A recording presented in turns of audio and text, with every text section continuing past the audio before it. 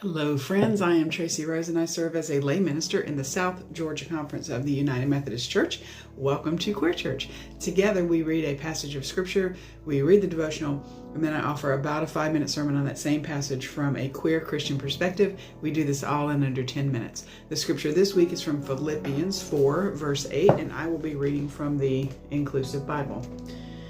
Finally, my sisters and brothers, your thoughts should be wholly directed to all that is true, all that deserves respect, all that is honest, pure, decent, admirable, virtuous, or worthy of praise. The devotion this week is from the book Called Out. Fantastic little devotion book. Highly recommend you pick one up and we can read it together every week. The title of our devotion this week is 5 Stars. A few years ago, I was browsing some online reviews on a rating site. It was the sort of site that started with a restaurant review with 4 stars, pretty good, or 1 star, I got food poisoning. My personal favorites, though, are natural wonders, places like the Grand Canyon, which received this review. As amazing as the views are, it's really kind of boring. Every 500 feet, a new vantage point of the same thing, a really big hole in the ground, 1 star. Paul tells the church in Philippi that if there is any excellence and if there is anything worthy of praise, think about these things.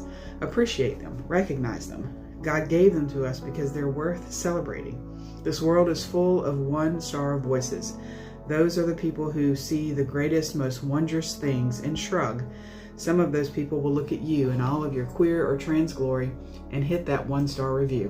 When they do, remember that there are people out there who hate the Grand Canyon. It's true.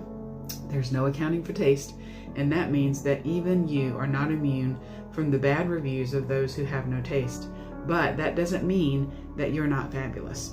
The same God who made rivers and canyons and big skies made you too. And then God promptly gave you 5 stars. No matter what the 1-star voices say, that's the only review that matters. That was good devotion. So good morning, beloveds. Wherever you are today, on your couch, in your car, wrapped in a blanket, or carrying more than you may have planned, welcome. Let's take a breath together. You belong here. So Paul writes to the church in Philippi, finally, beloved, right? Whatever's true or honorable or just or pure or pleasing or commendable, right? If there's any excellence, if there's anything worthy of praise, think about those things. And this isn't Paul telling people to ignore reality or slap a spiritual smile on everything, right? This is Paul teaching a community under pressure how to survive without shrinking their souls. The devotion from Called Out